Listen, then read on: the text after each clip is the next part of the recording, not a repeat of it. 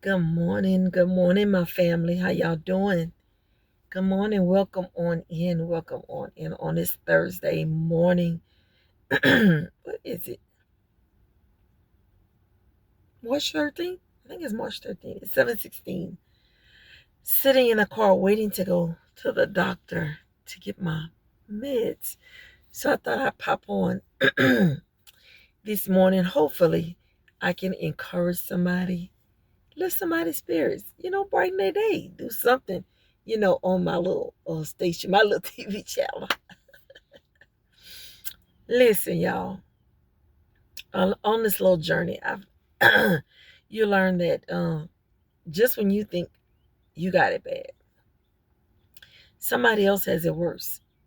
If you pay attention to people's stories and you listen and you're looking and you're being invested in the people that you're subscribing to. But if you're being invested, you got to watch your investment, right? You got to pay attention to your investment, right? Whether the stocks are high or they low, or you need to pull out. You pay attention to your investment.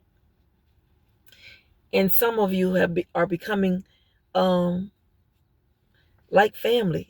You're becoming like family, and we're getting used to seeing each other and being with each other in this manner.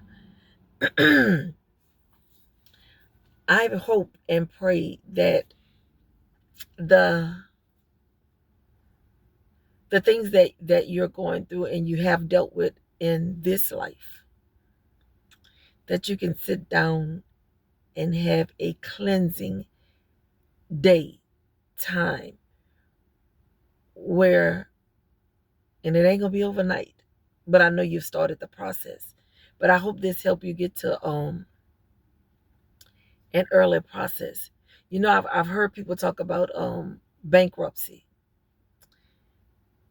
Imagine putting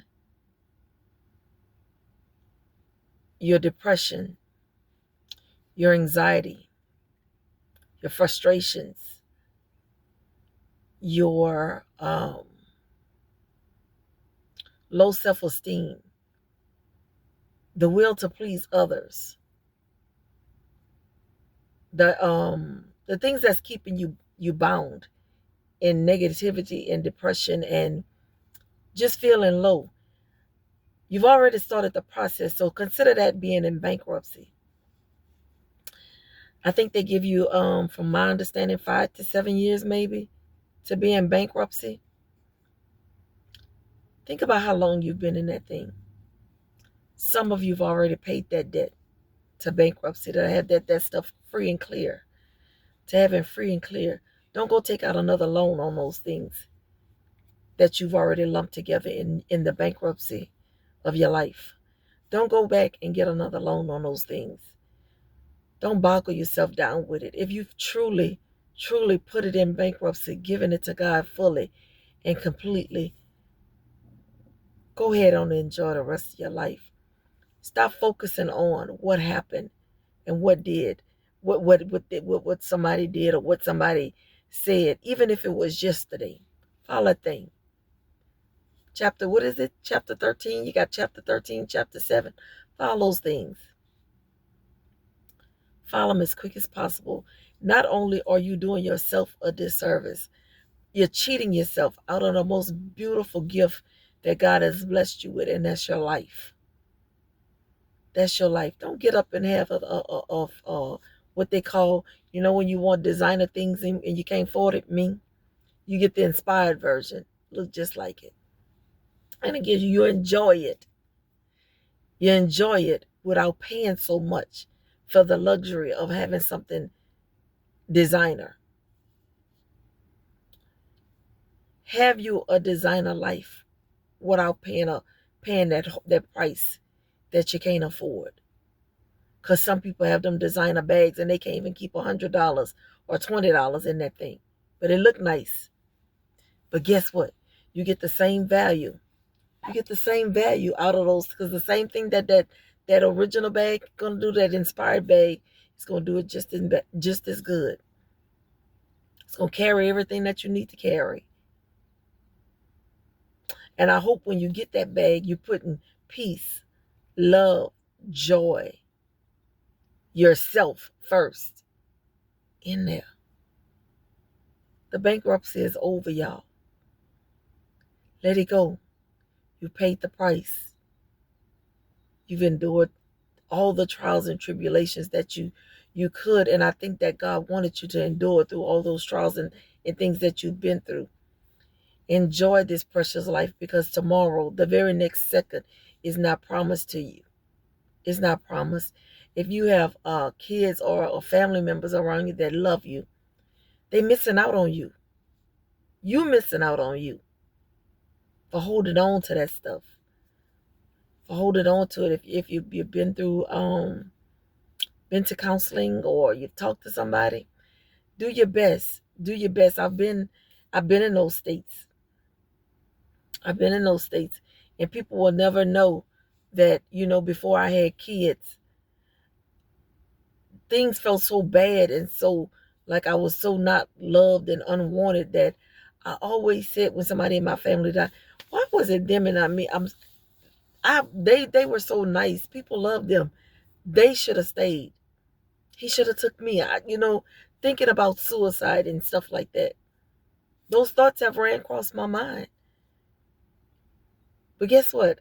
I learned in my older age, as I got older,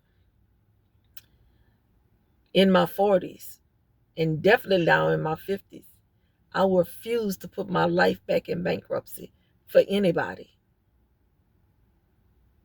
I refuse to have to file bankruptcy on my life again for anybody. Anybody. And y'all know I love my grands dearly, my children dearly. Not doing it even for them. If I start having to feel like I'm loving you, or having to pay more attention to you than I pay to myself, that's going to be a problem. Not for me. Not for me, not anymore. I've realized that in order to love you, you got to let some things go. You got to let some people go, because they don't want to, the chances that you've given them, they keep abusing them. And by you abusing the chances that I keep giving you, I'm allowing you to abuse me. I can't let that happen no more. Can't let that happen. Yes, you have to choose you. And in choosing you, make sure that God is first in everything that you do. That's the only way that we can move and make things happen. Some people I know that don't believe in God, and that's their choice. That's their thing. But I'd rather to live believing than to die and find out. My stomach crawling, y'all. Yeah. It's one of them streets where you mess around and find out. hmm So yeah, y'all. I pray that whatever it is, that you can just clean your mind, just have a moment of silence for yourself, whatever that moment is. Have that moment and ask God to release all those things from you.